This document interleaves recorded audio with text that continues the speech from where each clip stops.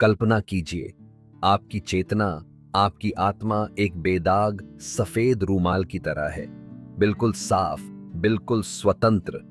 लेकिन क्या होगा अगर हम उस पर मोह की, उम्मीदों की और रिश्तों की कसकर गांठें लगाते जाएं? 1, 2, 10। जैसे गांठों वाला रूमाल किसी काम का नहीं रहता, वैसे ही बहुत सारे रिश्तों में उलझा हुआ मन ईश्वर को महसूस नहीं कर सकता। हम सोचते हैं कि रिश्ते हमें जोड़ते हैं, लेकिन गहराई में देखें तो जीवन में जितनी ज्यादा आसक्ति की गांठें होंगी, हम खुद से और ईश्वर से उतने ही दूर होते जाएंगे। यही उलझन एक नौजवान को भी थी। वह महान दार्शनिक सुकरात के पास गया और पूछा, गुरुवर, मैं शादी करूं या नहीं? मैं फंसा हुआ हूं। सुकरात ने मुस्कुराते हुए जो जवाब दिया, उसने जीवन का रहस्य खोल दिया। उन्होंने कहा, शादी जरूर करो।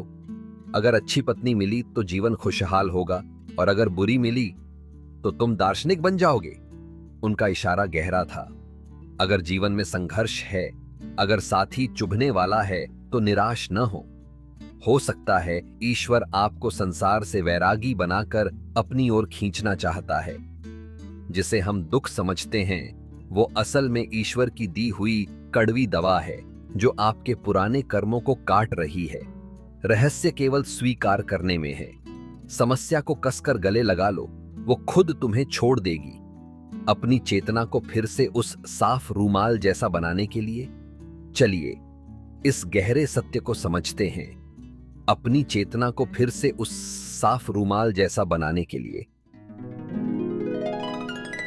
आज का विषय नैतिकता के बारे में है, लेकिन नैतिकता के नियमों का पालन करने का कोई अंत नहीं है। यदि आप नैतिकता के नियमों का पालन करते चले जाएंगे, तो और अधिक भ्रम पैदा होगा। जीवन का उद्देश्य ईश्वर का साक्षात्कार करना है। हमारी चेतना एक रुमाल की तरह है, जिसमें बिल्कुल भी गांठें नहीं हैं। यदि हम रुमाल पर गांठें लगाते चले जाएं, शायद 2, 3, 5, 10, तो यह रुमाल, जो कि चेतना है।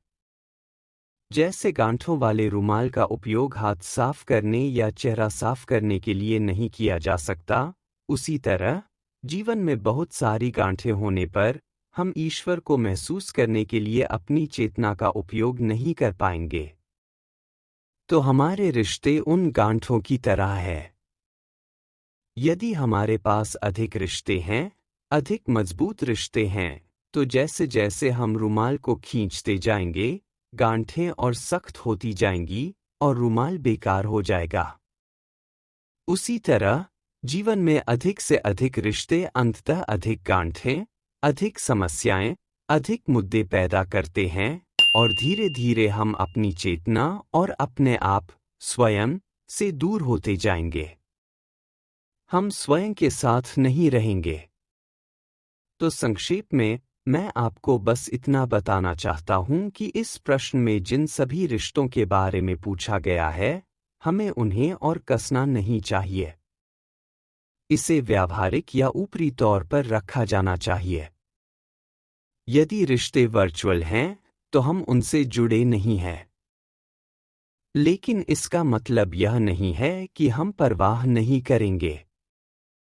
हमें अपने माता-पिता, भाइयों, बहनों, पत्नी, ससुर, सास की देखभाल करनी है, जो भी प्रश्नों में सूचीबद्ध थे। लेकिन इसे वर्चुअल स्तर पर रखा जाना चाहिए। हमें इसे बहुत कसना नहीं चाहिए। हम इन रिश्तों के साथ पैदा नहीं हुए हैं, और हम इन रिश्तों के साथ मरेंगे नहीं। ये यात्रा के रास्ते में हमारे साथी हैं। ये आएंगे और जाएंगे। इसीलिए हमें उनसे बहुत अधिक जुड़ाव नहीं रखना चाहिए। लेकिन हमें उन्हें नज़रअंदाज भी नहीं करना है। बस उनका बारीकी से निरीक्षण करें। देखिए, समय के साथ सभी रिश्ते बदलते रहते हैं। यहाँ तक कि हमारी सोच भी समय के साथ बदलती रहती है। आपको जानकर हैरानी होगी कि हमारे शरीर की कोशिकाएं भी बदलती रहती हैं। 7 साल में शरीर की सारी कोशिकाएं नई हो जाती हैं। इसका मतलब है कि हर 7 साल में आप एक नए व्यक्ति होते हैं। आप अपने अतीत को देख सकते हैं। आप 40, 50, 60 वर्ष के होंगे। आपको अपने अतीत को देखना चाहिए। आप क्या थे और अब आप क्या हैं? आप अपनी सोच में, अपने व्यवहार में, अपने रहन-सहन में और अपने चिंतन में बहुत सारे बदलाव पाएंगे। और आप जीवन में अब क्या चाहते हैं, वह भी बदलता रहता है। संक्षेप में, हम हर 7 साल में पूरी तरह से अलग व्यक्ति बन जाते हैं। उसी तरह, जैसे हम बदल रहे हैं, हमारे आसपास के सभी जीवित प्राणी, यानी हमारे भाई, बहन, पत्नी, पिता, माँ, वे भी बदलते रहते हैं। वे भी हर 7 साल में पूरी तरह बदल जाते हैं। तो जो वे आपसे अब उम्मीद कर रहे थे, वे 7 साल पहले उम्मीद नहीं कर रहे थे। और वे आने वाले 7 सालों में वैसी उम्मीद नहीं करेंगे। इसका मतलब है कि सब कुछ क्षणभंगुर है। यदि हम क्षणभंगुर दुनिया में हैं, तो हमारे रिश्ते भी क्षणभंगुर हैं। यदि हम इसे स्थायी बनाना चाहते हैं, तो इसका मतलब है कि हम अस्तित्व को बिल्कुल भी नहीं जानते हैं। इसलिए हमें इसे केवल आभासी के रूप में लेना चाहिए। तो जैसे हर 7 साल में कोशिकाएं बदल रही हैं, ऐसा हो सकता है कि कोई व्यक्ति 7 साल में आपके बहुत करीब आ जाए और कोई व्यक्ति आपसे दूर चला जाए। यह इस बात पर निर्भर करता है कि उसकी कोशिकाएं कैसे बदली हैं, उसकी सोच कैसे बदली है। तो इस अस्तित्व में सब कुछ अनियंत्रित या अस्थायी है। तो इन स्थितियों से निपटे। कोई भी नियम, कानून, नैतिकता बनाना व्यर्थ है। इसका कोई अर्थ नहीं है। केवल एक ही चीज है, हमें अपनी जागरूकता, अपनी चेतना विकसित करनी चाहिए और हमें इस सब में सोई हुई अवस्था में नहीं जीना चाहिए। पूरी तरह जागरूकता में रहना चाहिए। जागरूक अवस्था में तब कुछ भी गलत नहीं हो सकता, क्योंकि तब आप दूसरे व्यक्ति के अनुसार ढल पाएंगे और रिश्ते कभी खराब नहीं होंगे। लेकिन खुद को हर समय पूर्ण जागरूकता में रखना, यह बिल्कुल उस तरह की धार पर चलने जैसा है। यह बहुत कठिन है। कभी-कभी हमें पता नहीं होता कि हम क्या बात कर रहे हैं। अजागरूकता में हम कुछ ऐसा कह सकते हैं जो दूसरों को चोट पहुंचाता है और रिश्ता खराब हो जाता है। तो आप किसी के भी साथ चाहे जो भी नैतिक नियम अपनाएं, इसका कोई अर्थ नहीं है। तो फिर हमें केवल जागरूकता पर ध्यान केंद्रित करना चाहिए। मैं एक छोटी सी कहानी से शुरुआत करूंगा। एक युवक था, उसके जीवन में ईश्वर को पाने की बहुत तीव्र इच्छा थी। लेकिन उसे नहीं पता था कि उसे किस रास्ते पर आगे बढ़ना चाहिए। ईश्वर की कृपा से, जब वह युवा था, वह सोच रहा था कि उसे शादी करनी चाहिए या नहीं। यह उसके लिए एक बड़ा सवाल था। क्योंकि इच्छाएं हैं, कामुक भावनाएं हैं और ईश्वर की इच्छा भी है। वह थोड़ा भ्रमित था। और यह हर किसी के जीवन में होता है। हम अपने जीवन में हमेशा उलझन में रहते हैं। चाहे हम इसे स्वीकार करें या न करें, हम हमेशा उलझन में रहते हैं। हमें नहीं पता कि हम किस दिशा में आगे बढ़ रहे हैं। अंत में, यह युवक अपने समय के कई विद्वानों के पास गया, उनसे बात की। लेकिन कोई भी उसे उचित उत्तर देकर संतुष्ट नहीं कर सका कि उसे शादी करनी चाहिए या नहीं। उसके समय में सुकरात एक प्रसिद्ध विद्वान, प्रसिद्ध गुरु थे। और किसी तरह बड़ी मुश्किल से वह उनसे मिल सका और उनसे पूछा, मास्टर, क्या मुझे शादी करनी चाहिए या नहीं?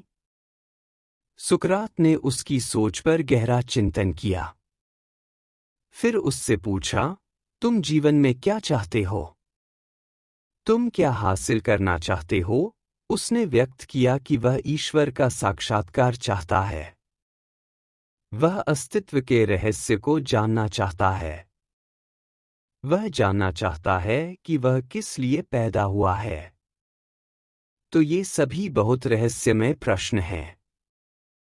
और उसने कहा कि वह बड़ी उलझन में है कि क्या करे, क्या मुझे शादी करनी चाहिए या नहीं? और मुझ में अपार इच्छाएं हैं, बहुत सारी वासनाएं हैं। उसने खुद को गुरु के सामने पूरी तरह खोल दिया। उसने उनसे कुछ भी छिपाकर नहीं रखा। तब मास्टर ने बहुत स्पष्ट रूप से कहा, युवक, तुम्हें शादी करनी ही चाहिए। शादी करने के बाद दो स्थितियां आ सकती हैं। या तो तुम्हें एक अच्छी पत्नी मिलेगी जो तुम्हारी सेवा करेगी, तुम्हारे जीवन को खुशहाल बनाएगी और तुम पूरी तरह संतुष्ट हो जाओगे। या ऐसा हो सकता है कि तुम्हें ऐसी पत्नी मिले जो तुम्हें कोसती है, जो तुमसे नफरत करती है, जो कभी तुम्हारी बात नहीं सुनती। दोनों चीजें संभव है। उन्होंने स्पष्ट रूप से कहा, भविष्य की भविष्यवाणी नहीं की जा सकती। कोई ज्योतिष नहीं, कुछ नहीं। भविष्य अज्ञात हाथों में है। लेकिन अगर तुम्हें दूसरी तरह की पत्नी मिलती है तो वह भी अच्छा है। यह तुम्हारे लिए बहुत आसान हो जाता है। यह तुम्हारी सोच को बहुत स्पष्ट कर देता है कि यह दुनिया व्यर्थ है, ये रिश्ते व्यर्थ हैं। और तुम्हारे लिए संन्यास का रास्ता अपनाना आसान हो जाएगा। तुम्हारे लिए बिना ज्यादा कोशिश किए इस दुनिया को छोड़ना आसान हो जाएगा। और बड़ी ऊर्जा और उत्साह के साथ तुम ईश्वर के रहस्य को जानने के लिए आगे बढ़ोगे। तो दोनों तरीके ठीक हैं। लेकिन अगर तुम शादी नहीं करते हो तो तुम बीच में रहोगे और हमेशा परेशान रहोगे, सोचते रहोगे और ऊपर नीचे होते रहोगे। न तो तुम अपनी इच्छाओं को पूरा कर पाओगे, तुम्हारी कामुक इच्छा आसमान छूने लगेगी और तुम गलत साधनों में फंस जाओगे। इसीलिए हमारे सभी पैगंबरों ने शादी की, क्योंकि यह एक प्राकृतिक ऊर्जा है जो हर किसी को मिलती है और तुम इससे लड़ नहीं सकते। जितना तुम लड़ोगे, तुम अपने जीवन में और अधिक भ्रम और अधिक संघर्ष और अधिक तनाव पैदा कर रहे हो। तो बेहतर है कि शादी कर लो। मामला चाहे जो भी हो। या तो तुम्हारी पत्नी तुम्हारा अनुसरण करे या न करे, या तुम्हें चिड़चिड़ी पत्नी मिले, लेकिन किसी न किसी तरह से तुम अपनी कामुक ऊर्जाओं को संतुष्ट कर पाओगे। और दूसरे मामले में तुम इसे जल्दी ही छोड़ दोगे। लेकिन पहले मामले में तुम इसका पीछा करोगे। लेकिन दोनों ही बेहतर हैं। युवक संतुष्ट हो गया और अंततः उसने शादी कर ली। अब पहले मामले पर चर्चा करते हैं। जब आपको अपनी पसंद के अनुसार साथी मिलता है, वह आपकी सेवा करती है, आपकी बात सुनती है, वह आपके माता पिता, आपके भाई बहनों, सबकी देखभाल करती है, आप संतुष्ट हैं। आप भी ससुराल वालों, बच्चों, जो भी हो, उनकी देखभाल करते हैं। आप स्वर्ग में हैं। मतलब, रुमाल वाली आपकी चेतना में आप और अधिक गांठें बन गई हैं। और यदि आप इन रिश्तों को बहुत मजबूत बनाना चाहते हैं, तो गांठें और सख्त हो जाती हैं। और आपका जीवन, आपकी चेतना ऐसी स्थिति में नहीं रहेगी कि यह आपको ईश्वर साक्षात्कार तक ले जा सके। ईश्वर साक्षात्कार के लिए आपके पास एक साफ रुमाल होना चाहिए। आपने अधिक से अधिक गांठें बना ली हैं। तब आप सोचेंगे, ये सब चीजें तो हैं, लेकिन मेरा उद्देश्य खो गया है। किसी के साथ जो भी करो, बिना समय के, यह बदल जाता है। शरीर की कोशिकाएं बदलती रहती हैं। और आपको पता होना चाहिए, इस दुनिया में सब कुछ घूम रहा है। हम दिन और रात में रहते हैं जो घूमते हैं। हम ग्रहों पर रहते हैं, वे स्थिर नहीं हैं, वे हमेशा चल रहे हैं। पृथ्वी चल रही है, चंद्रमा चल रहा है, सभी ग्रह चल रहे हैं। और वे एक दूसरे को प्रभावित करते हैं। तो जो रिश्तों की जो गांठ आपने बनाई है, वह स्थायी नहीं होगी। वह बदलती रहेगी। और फिर आप सोचेंगे, मुझसे क्या गलती हुई? यह आपकी कोई गलती नहीं है। यह प्रकृति का नियम है। और बाहर निकलने और प्रकृति के इस नियम को समझने के लिए आपके पास ऊपरी या आभासी रिश्ते होने चाहिए। आपको अपने मन की पृष्ठभूमि में बहुत स्पष्ट रूप से पता होना चाहिए कि आपको किसी के साथ भी आसक्त नहीं होना है। लेकिन हर चीज की देखभाल करें। तब आप विचलित नहीं होंगे। आपकी गांठें बहुत सख्त नहीं होंगी। क्योंकि यदि आप अपने भाई, अपनी बहन, किसी के साथ भी अपनी गांठें कसते हैं, तो लंबे समय में संघर्ष होना ही है। या तो संपत्ति का संघर्ष, या रिश्तों का संघर्ष, पैसे के मामले। मुझे इन सभी विवरणों में जाने की आवश्यकता नहीं है, आप बहुत अच्छी तरह जानते हैं कि क्या होता है। तो संक्षेप में, मैं आपको बस इतना बताना चाहता हूं कि रिश्ते वर्चुअल रखें। बहुत मजबूत जुड़ाव नहीं। और आपके मन की पृष्ठभूमि में, आपको बहुत स्पष्ट होना चाहिए कि आपका उद्देश्य ईश्वर को महसूस करना, ईश्वर को जानना, अस्तित्व की सर्वव्यापी शक्तियों को जानना है। वह पृष्ठभूमि में होना चाहिए। आप भाग्यशाली हैं कि आपको ऐसा साथी मिला जो हर पहलू में आपके साथ सहयोग करता है। और इसका आपको सबसे उचित तरीके से उपयोग करना चाहिए। इस तरह से कि यह आपको अस्तित्व के मूल तक ले जाने में मदद करे।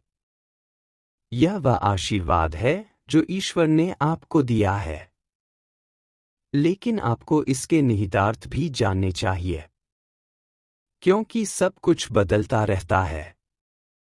और आपको बदलावों को स्वीकार करने के लिए तैयार रहना चाहिए। देखिए, हर 28वें दिन महिलाओं को मासिक धर्म की समस्याएं होती हैं। मासिक धर्म चक्र और उन सभी चीजों के साथ उनकी सोच बदल जाती है। और आप जानते हैं, पुरुष को भी हर 28वें दिन समस्या होती है। हो सकता है कि आप इसे न जानते हों, लेकिन आप हर महीने निरीक्षण करें, उन 2 से 3 दिन, या तो आपका मन स्थिर नहीं होगा या आपको कोई न कोई समस्या होगी। लेकिन यदि आपकी पत्नी के चक्र के साथ मेल खाता है, तो यह एक चरम सीमा बना सकता है, यह और अधिक खतरा पैदा कर सकता है। लेकिन यह कभी कभार ही आता है। समाधान केवल यह है कि आपको बहुत स्पष्ट होना चाहिए कि ऐसा होता है। और आपको असाधारण रूप से सतर्क रहना होगा। आपको असाधारण रूप से सचेत रहना होगा। यदि आप इस विज्ञान को जानते हैं, तो आप सचेत रह सकते हैं। अन्यथा, आप जीवन में संघर्ष और झगड़ों को बढ़ाते हैं और रिश्ता खराब हो जाता है। आप इसका कारण जाने बिना एक दूसरे की आलोचना करना शुरू कर देंगे। इसलिए आपको उन सभी चीजों को जानना चाहिए। मूल रूप से जिसे हम ज्ञान कहते हैं, पहले जानना बहुत महत्वपूर्ण है, फिर उसे पचाना और फिर उसे जीवन में लागू करना। यदि आप इनमें से कोई भी काम नहीं कर पाते हैं, तो प्रज्ञा और ज्ञान का कोई अर्थ नहीं है। प्रज्ञा का प्रयोग केवल खुद को ऊपर उठाने के लिए, अपनी चेतना को ऊपर उठाने के लिए किया जाना चाहिए। और आप जानते हैं कि आपके चारों ओर आपके साथ क्या हो रहा है। आपको किसी को दोष देने की आवश्यकता नहीं है। यदि आपके साथ कुछ भी होता है, तो आपके दिमाग में यह स्पष्ट होना चाहिए कि जिम्मेदार आप हैं, कोई और जिम्मेदार नहीं है। हम हमेशा दूसरे लोगों को जिम्मेदार बनाते हैं। लेकिन यदि आप अपने दिल की गहराई से जानते हैं, बेशक अज्ञानता में आप इसे नहीं जानते होंगे, लेकिन जब आप आत्म साक्षात्कारित हो जाते हैं, तो आप इसे जानते हैं कि हर समस्या का कारण आप हैं, कोई और कारण नहीं है। इसलिए खुद को जितना हो सके परिष्कृत या सुधार करने की कोशिश करें ताकि आपके जीवन में किसी के साथ संघर्ष न आए। यह स्पष्ट होना चाहिए कि सब कुछ बदलता जा रहा है, कुछ भी स्थायी नहीं रहेगा। एक और महत्वपूर्ण बिंदु मैं आपको यहाँ बताना चाहूँगा, जब महिला थोड़ी उम्रदराज हो जाती है, बूढ़ी हो जाती है, शायद 50 या 60 साल की उम्र के आसपास, तो महिला पुरुषों जैसा व्यवहार करती है। जब महिलाएं कम उम्र में पुरुषों की बात सुनती थीं, अब पक्की उम्र में वह नहीं सुनेगी, क्योंकि उसके हार्मोन बदलते रहते हैं। वह पौरुष बन जाती है, और पुरुष उम्मीद करते हैं कि उसे उसी तरह व्यवहार करना चाहिए। यह व्यावहारिक नहीं है, क्योंकि जब उसके हार्मोन बदल रहे होते हैं, तो आप अधिकांश महिलाओं में बहुत स्पष्ट रूप से देखते हैं, थोड़ी मात्रा में मूंछें भी आ जाती हैं। यदि आप बहुत स्पष्ट रूप से निरीक्षण करें, यह दर्शाता है कि उनकी विशेषताएं पुरुषों जैसी हो रही हैं। और पुरुषों को यह बात पता होनी चाहिए। तब कमान महिला को दी जानी चाहिए। महिला को घर का मालिक बनना चाहिए, और आप व्यावहारिक रूप से महिला बन जाएं। यदि आप इस बात को समझते हैं, चाबियां महिला को दे दें, उसे घर का मालिक बनने दें, तो आपके जीवन में कोई समस्या नहीं होगी। वह आपका सम्मान करेगी, क्योंकि उम्र के साथ वह पुरुषों के प्रति कठोर हो जाती है। आप इसे सहन करें, क्योंकि यह उसकी कोई गलती नहीं है। यह उसके हार्मोन है। क्योंकि यह जीवन बहुत जटिल है, इसे समझना बहुत कठिन है। हर कदम पर आपको बहुत सावधान रहना होगा। यह उसकी गलती या आपकी गलती नहीं हो सकती है, लेकिन जब आपका सिस्टम ऐसा है, वातावरण ऐसा है, प्रकृति ने ऐसा बनाया है, तो कुछ नहीं किया जा सकता। यह विपरीत का नियम है। समय के साथ सब कुछ बदलता है, यह विपरीत हो जाता है। प्रकृति शून्य, जीरो लेवल बनाए रखना चाहती है। मध्यम आयु से पहले आप अलग थे, और उस उम्र के बाद आप अलग होंगे। तो संतुलन बना रहता है। प्रकृति चाहती है कि यह शून्य हो, यह एक संतुलन है, और संतुलन ऊर्जा देता है। तो यह मूल रूप से प्रज्ञता, ज्ञान है। आपको इसे लागू करना चाहिए ताकि आपका जीवन सुचारू रूप से चले। अब तक गुरु के बारे में सवाल पूछा गया है। गुरु जानता है कि यदि वह ज्ञान के कई निश्चित स्तरों तक आ गया है, तो उसके लिए सब कुछ बहुत स्पष्ट है। लेकिन अगर वह नहीं है, तो मैं कुछ नहीं कह सकता। यदि वह ज्ञान के निश्चित स्तर पर आ गया है, तो वह शिष्य के बारे में जानता है कि वह क्या चाहता है, उसकी कमियां क्या हैं, और उसे क्या करना चाहिए। वह सर्वोत्तम संभव तरीके से बताएगा। जैसे कि वह उसका मित्र है और उसका मार्गदर्शन करता है। शिष्य को शायद पता न हो कि क्या हो रहा है, लेकिन गुरु प्रत्यक्ष या अप्रत्यक्ष रूप से उसका मार्गदर्शन करता है। लेकिन वह आसक्त नहीं है। वह जानता है कि देरस बेर उसे उससे अलग होना ही है। जैसे जैसे वह उन्नत होता है, उसे जाना ही होता है, क्योंकि अंतिम यात्रा व्यक्ति को अकेले ही करनी पड़ती है। गुरु आपके साथ नहीं रहेंगे। गुरु केवल कुछ समय के लिए आपका मार्गदर्शन कर सकते हैं। फिर अंतिम यात्रा में आप अकेले हैं। आप स्वयं का प्रकाश हैं। तो गुरु को केवल इतना चाहिए कि आप उसे महसूस करें। बस इतना ही। यदि वह वास्तव में एक आत्मज्ञानी आत्मा है, तो उसे इससे अधिक की आवश्यकता नहीं है। उसे आपके सम्मान और आदर और फूल देने और इन सब की आवश्यकता नहीं है। उसके लिए इसका कोई अर्थ नहीं है। वह जानता है कि आपका दिल क्या है। वह जागरूक है। इसलिए आपको उसके साथ वैसा ही व्यवहार करना चाहिए। तो यह बातचीत का पहला भाग है।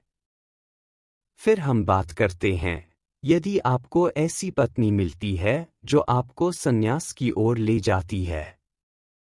अंततः इस तरह से भी, यदि आप ठीक से पालन करते हैं, तो आप खुशी खुशी और सम्मानजनक तरीके से, बिना ज्यादा उतार चढ़ाव के संन्यास की ओर जाएंगे।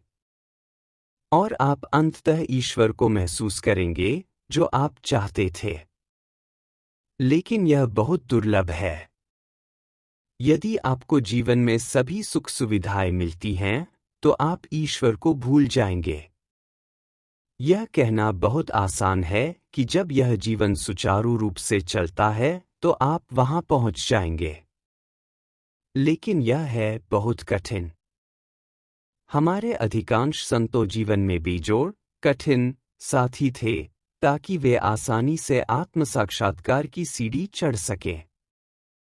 लेकिन इस तरह भी ईश्वर अवसर देता है। लेकिन आपको सुख सुविधाओं और विलासिता में फंसना नहीं चाहिए और लक्ष्य को बहुत स्पष्ट रखना चाहिए और हमेशा दिमाग में सतर्क रहना चाहिए कि आप क्या चाहते थे। लेकिन सुख सुविधाओं में व्यक्ति इसे भूल जाता है। यह भी प्रकृति का नियम है। जब आपको अपनी पसंद का साथी नहीं मिलता है, तो आपको यह नहीं सोचना चाहिए कि ईश्वर ने आपके साथ कुछ बुरा किया है। नहीं, ईश्वर ने आपके साथ वास्तव में उपकार किया है। वह आपको संन्यास के मार्ग पर बहुत आसानी से ले जा सकता है। आप सांसारिक मामलों, सांसारिक झुकावों और सांसारिक संपत्तियों में नहीं फंसेंगे। जब आपका साथी हर तरह से आपकी आलोचना करेगा, तो आप दिल से परेशान महसूस करेंगे। आप नहीं जानते कि क्या करना है। आप सोचते हैं, मुझसे कहाँ गलती हुई है? नहीं, आप गलत नहीं हैं। यह आपका पिछला कर्म है या ईश्वर की इच्छा है। क्योंकि ईश्वर आपको अपने पास संन्यास के मार्ग पर ले जाना चाहता था। उसके लिए ऐसा करने का यह सबसे आसान तरीका है। यह हमेशा कहा जाता है, दुख दारू। मतलब आपके जीवन में कोई भी समस्या आपके लिए एक पेय की तरह, एक दवा की तरह काम करती है। और कोई भी सुख, कोई भी आनंद आपके लिए एक बीमारी की तरह है। ये समस्याएं देकर ईश्वर ने आपसे सभी बीमारियां ले ली है। और इस नाखुशी के साथ वह आपको दवा दे रहा है, ताकि आंतरिक रूप से आप अनासक्त हो जाएं। मेरा कहना बहुत आसान है, लेकिन दिन प्रतिदिन इसे सहन करना आपके लिए वास्तव में कठिन होगा। आप उसे दोष देना शुरू कर देंगे। लेकिन आपको पता होना चाहिए कि यह आपके अपने पिछले कर्म है। यह अच्छी तरह से स्थापित है कि जीवन असंतुलन के साथ एक निरंतरता है। आप आज पैदा नहीं हुए हैं, आप 200 साल पहले भी पैदा हुए थे। आपने कुछ कर्म किए जो आपको याद नहीं है। ये सभी संचय आपके साथ हैं, छिपे हुए रूप में। और ईश्वर इन चीजों की भरपाई कैसे कर सकता है? उसने आपको ऐसा साथी दिया है कि म्यूचुअल इंडक्शन या आपसी प्रभाव द्वारा, क्योंकि सब कुछ विद्युत है। म्यूचुअल इंडक्शन द्वारा आपके कर्म उसमें उतर आते हैं। आपके कर्म आपसे बहुत दूर हैं। जब कोई चीज आपसे बहुत दूर होती है, तभी आप परेशान हो सकते हैं। अपने भीतर आप परेशान नहीं हो सकते। आप अपने दाहिने हाथ से अपने बाएं हाथ को नहीं पीट सकते। लेकिन दूसरों के दो हाथ आपको सुधार सकते हैं, आपको पीट सकते हैं, आपको दंडित कर सकते हैं। तो आपका साथी, ईश्वर ने आपके कुकर्मों को विद्युत संकेतों के रूप में उसे दिया है। इसलिए वह आपको हर तरह से परेशान कर रही है। वह परेशान नहीं कर रही है। यह आपके अपने पिछले कर्म हैं जो आपको परेशान कर रहे हैं ताकि आप इसे बेअसर या न्यूट्रलाइज कर सकें। हमेशा उस रूप में लें कि पृथ्वी पर कोई भी आपको परेशान नहीं कर सकता। आप स्वयं अपने सभी कुकर्मों या जो आपके साथ हो रहा है उसके लिए जिम्मेदार हैं। दिल से दिल तक हम इसे स्वीकार नहीं करना चाहते हैं। लेकिन जब आप साक्षात्कार के निश्चित स्तर पर आते हैं तो आप जानेंगे कि आप ही जिम्मेदार हैं, आप ही अपने सभी कुकर्मों और अपनी सभी समस्याओं के अपराधी हैं। तो आपका साथी आपको परेशान करेगा, साथ ही आपके माता पिता, बच्चों, रिश्तों को परेशान करेगा। यह आपका कुकर्म है जो उसके माध्यम से आपके परिवार के सभी सदस्यों पर प्रतिबिंबित हो रहा है। इसलिए आपको उसका सम्मान करना चाहिए कि वह आपके पिछले कर्मों को बेअसर कर रही है। उसका सम्मान करना आसान नहीं है। लेकिन यदि आप कुछ समझ के साथ या दिव्यता के कुछ एहसास के साथ उसका सम्मान करते हैं, तो जीवन बहुत सहज हो जाता है। यदि वह आपसे कुछ गलत कहती है, तो आप उसे न लें। यह बहुत आसान है। बुद्ध की एक बहुत ही सरल कहानी है जिसे मैं उजागर करना चाहता हूं ताकि आप इसे समझ सकें। कोई बुद्ध के पास आया और उसने उन्हें गाली देना शुरू कर दिया। उसने अधिकतम सीमा तक गाली दी। तब बुद्ध ने कहा, क्या मैं अब जाऊं? बुद्ध को कुछ नहीं होता। बुद्ध ने कहा, तुमने दिया है, मैंने नहीं लिया। अगर तुम मुझे मिठाई देते हो, मैं नहीं लेता, तो तुम उसे वापस ले लेते हो। तुमने मुझे गाली दी, मैंने नहीं ली, तुम इसे वापस ले लो। तो अपने मन की पृष्ठभूमि में यह समझ रखें कि वह आपको दंडित नहीं कर रही है, वह आपको नुकसान नहीं पहुंचा रही है। आपके पिछले कुकर्म आपके सामने आ गए हैं, आपके भाई बहनों, आपके माता पिता और आपके पास जो भी रिश्ते हैं, उनके सामने। आपको उसके माता पिता को भी दोष देने की आवश्यकता नहीं है। वे माध्यम हो सकते हैं क्योंकि म्यूचुअल इंडक्शन में उन पर भी असर आ जाता है। लेकिन पृष्ठभूमि से आपको किसी के बारे में बुरा नहीं सोचना चाहिए। यदि आप किसी के बारे में बुरा सोचते हैं, तो आप अपने कर्मों को और बढ़ा रहे हैं। क्योंकि कर्म हमेशा जोड़ों में चलता है, क्रिया और प्रतिक्रिया। जब तक कि कर्म अकर्म न बन जाए। अकर्म केवल तभी संभव हो सकता है जब आप जागरूकता के साथ सब कुछ सहन कर रहे हों। या जब आप निर्विकल्प समाधि तक पहुंचते हैं, तभी क्रियाएं बेअसर होती हैं। या तो अपनी जागरूकता से या निर्विकल्प समाधि में जाकर इसे बेअसर करने का कोई और तरीका नहीं है। अन्यथा चक्र चलता रहेगा, इसका कोई अंत नहीं है। मैं आपको एक बहुत छोटी कहानी सुनाऊंगा ताकि आपके लिए चीजें स्पष्ट हो जाएं। एक महिला थी, वह सोच रही थी कि वह बहुत अच्छी है, बहुत सौम्य, बहुत पवित्र है। और वह सोच रही थी कि उसे बहुत से लोगों द्वारा, अपने परिवार के सदस्यों द्वारा, और जो भी हो, क्यों परेशान किया जा रहा है। किसी ने उसे बताया, यह आपका पिछला जीवन हो सकता है। लेकिन उसने कहा, यह नहीं हो सकता। मैं अपने पिछले जीवन में इतनी बुरी नहीं हो सकती। अंततः वह एक व्यक्ति के पास गई ताकि वह पास्ट लाइफ रिग्रेशन, मतलब पिछले जीवन में वापस जाने की क्रिया के माध्यम से जान सके कि वह क्या थी। उसे बताया गया, पास्ट लाइफ रिग्रेशन के लिए मत जाओ, फिर तुम्हें अपना पिछला जीवन याद आ जाएगा और फिर तुम उसे भूल नहीं सकती। और ऐसा कोई तरीका नहीं है जिससे इसे तुम्हारे दिमाग से धोया जा सके। उसने कहा, नहीं, मैं जाऊंगी ही। तो वह व्यक्ति, वह रहस्यवादी उसे पास्ट लाइफ रिग्रेशन में ले गया। उसे बेहोश किया गया। उसे अचेतन स्तर पर ले जाया गया। उसके सामने एक माइक रखा। और उसने जो बात की, वह 1 घंटे के लिए रिकॉर्ड की गई। तो उसने बताया कि वह अपने पिछले जीवन में क्या थी। सब कुछ रिकॉर्ड हो गया।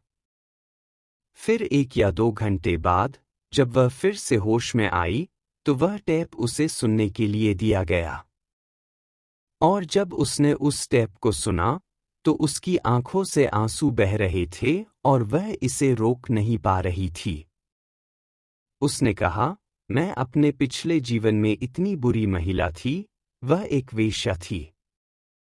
और उसने अपनी बातों में व्यक्त किया, वह देवदासी थी। तो मेरे कहने का मतलब है, वैसे ही कुछ नहीं होता। सब कुछ जुड़ा हुआ है।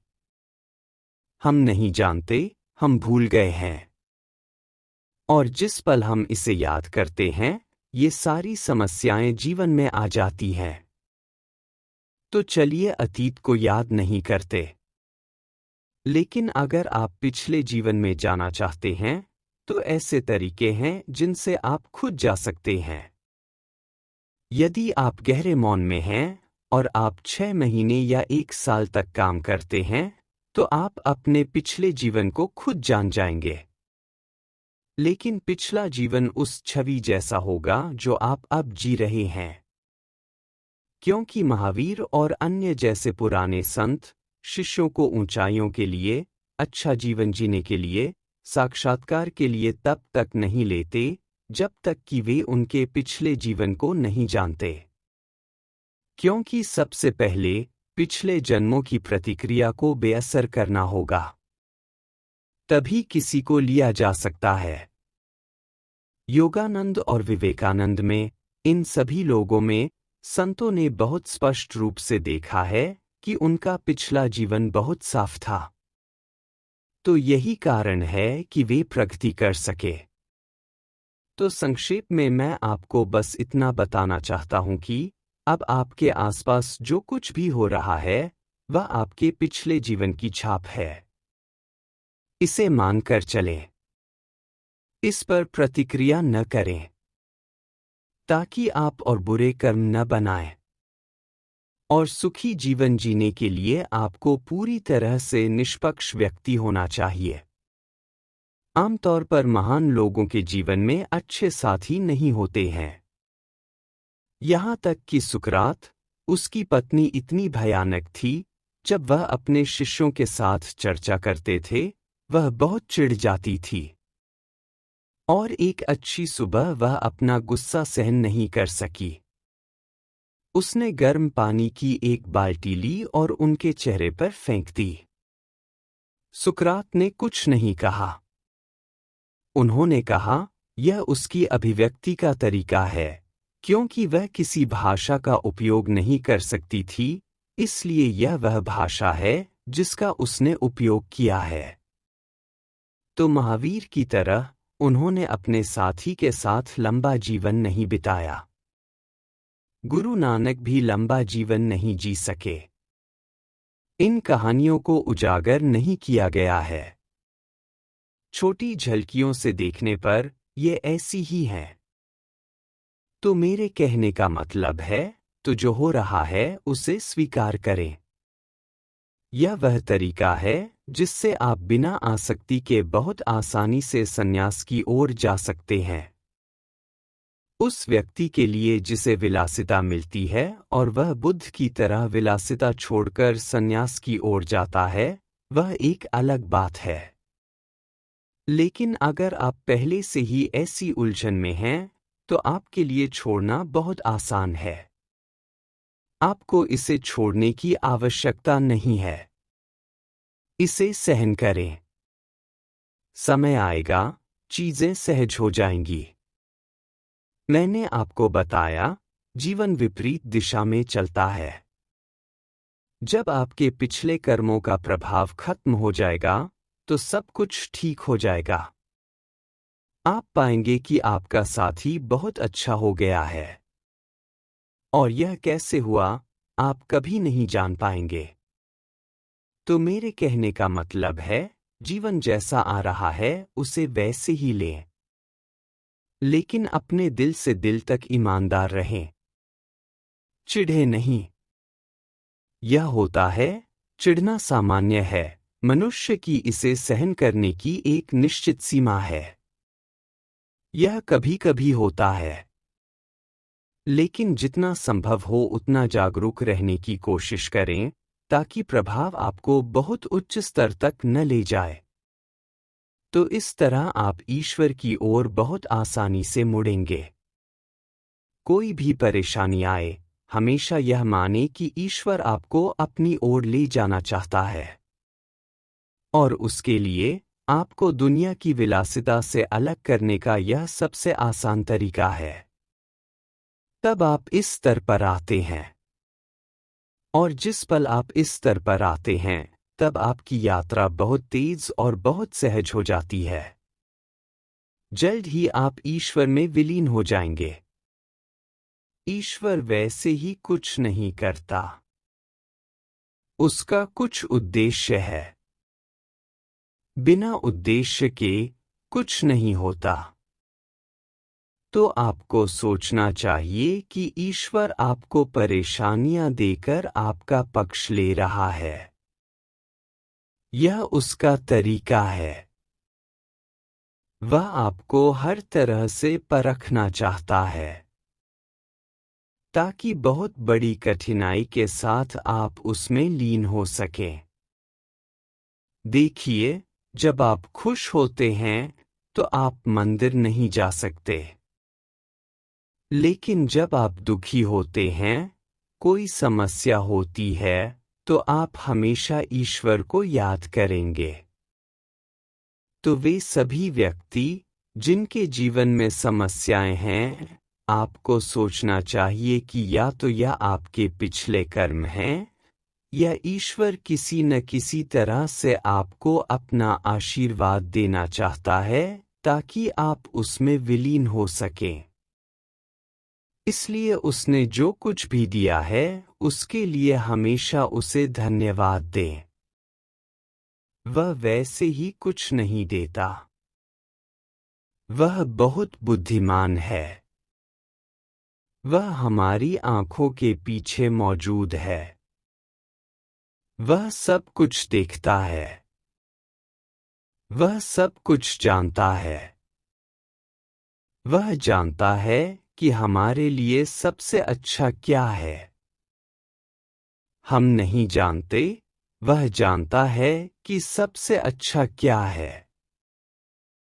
तो चलिए उसकी आराधना करें, उसके निर्देशों का पालन करें, और जो कुछ भी वह कर रहा है। पिता हमेशा बच्चे के लिए अच्छा करता है। यदि वह दंड देता है तो यह बच्चे के लिए अच्छा है।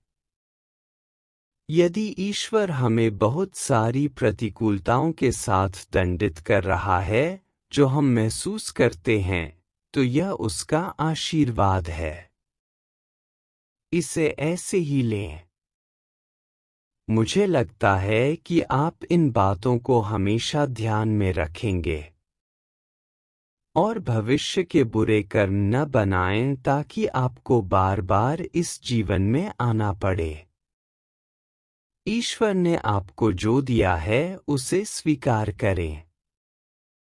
जिस पल आप स्वीकार करते हैं, यह सकारात्मक ऊर्जा बन जाता है। और दो सकारात्मक आवेश एक साथ नहीं रह सकते।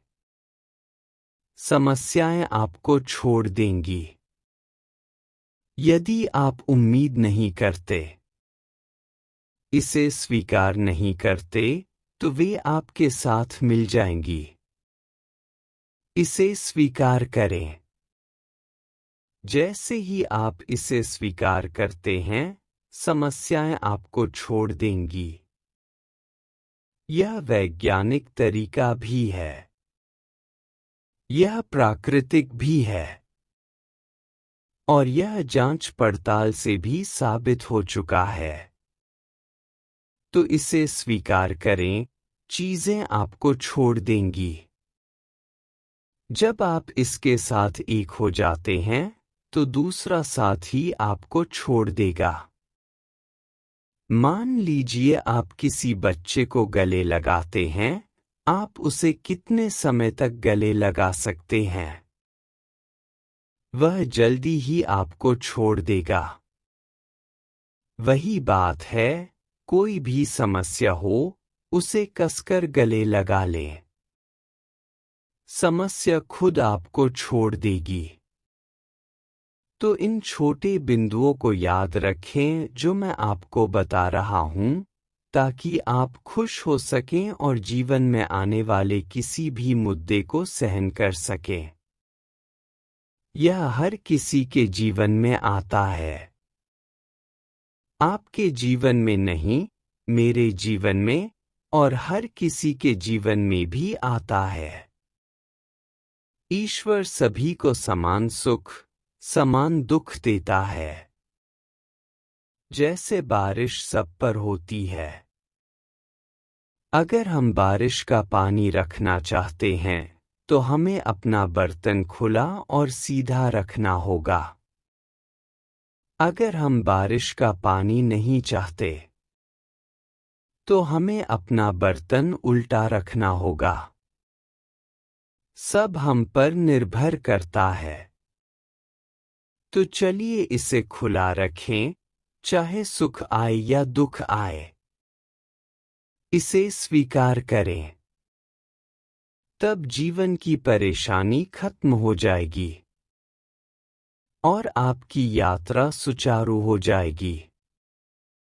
और ईश्वर साक्षात्कार का आपका जीवन का उद्देश्य वास्तविकता बन जाएगा।